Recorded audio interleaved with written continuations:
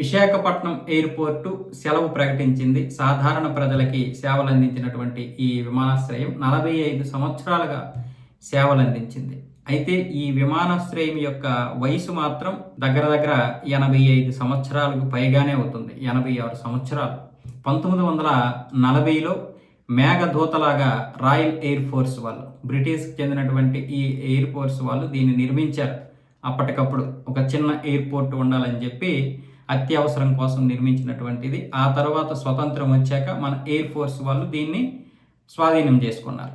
వాళ్ళ ఆధ్వర్యంలోకి తీసుకొని ఆ తర్వాత 1971, 72 ప్రాంతంలో మన నావికా దళం దీన్ని స్వాధీనం చేసుకొని అక్కడి నుంచి నావికా దళాలకి సేవలు అందిస్తూ వచ్చింది. ఆ తర్వాత జరిగినటువంటి పరిణామాలు, మన విమానాశ్రయం ఇక్కడ కూడా ఒకటి ఉండాలి, పౌరులకి అందుబాటులోకి తీసుకురావాలని చెప్పి అప్పట్లో రాష్ట్ర ప్రభుత్వం అనుకుంటే కేంద్ర ప్రభుత్వాన్ని రిక్వెస్ట్ చేస్తే ఈ విమానాశ్రయాన్ని ఇవ్వడం జరిగింది. 1981లో ఇచ్చారు.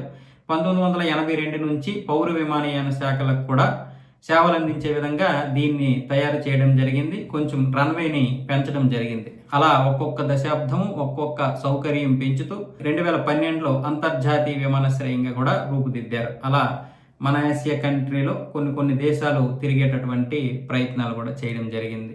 మలేసియా అని చెప్పి, సింగపూర్ అని చెప్పి, ఇలాంటివి, న్యూజిలాండ్ లాంటి దేశాలు కూడా ఇక్కడ నుంచి సర్వీసులు మొదలయ్యాయి. ఇలా 45 సంవత్సరాలు ప్రజలకు సేవలు అందించినటువంటి విమానాశ్రయం చివరగా నిన్న విశాఖపట్నం నుంచి ఢిల్లీ వెళ్ళేటటువంటి ఇండిగో విమానం చివరగా టేకప్ అయింది. అలాగే విజయవాడ నుండి విశాఖపట్నం వచ్చినటువంటి ఎయిర్ ఇండియా విమానం ల్యాండ్ అయింది 10 గంటల 45 నిమిషాలు.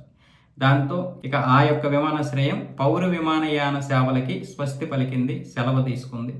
కానీ ఆ యొక్క విమానాశ్రయంతో మనకి ఎప్పటికీ కూడా రుణం ఉంటుంది. ఎందుకంటే ఇంకా నావికా దళం సిబ్బందికి ఇప్పుడు సేవలు అందించబోతుంది కాబట్టి. ఇక భోగాపురం ఎయిర్పోర్టు ఈ రోజు నుంచి సింగపూర్ ఎయిర్లైన్స్కి చెందినటువంటి విమానంతో సేవలు అందించబోతుంది.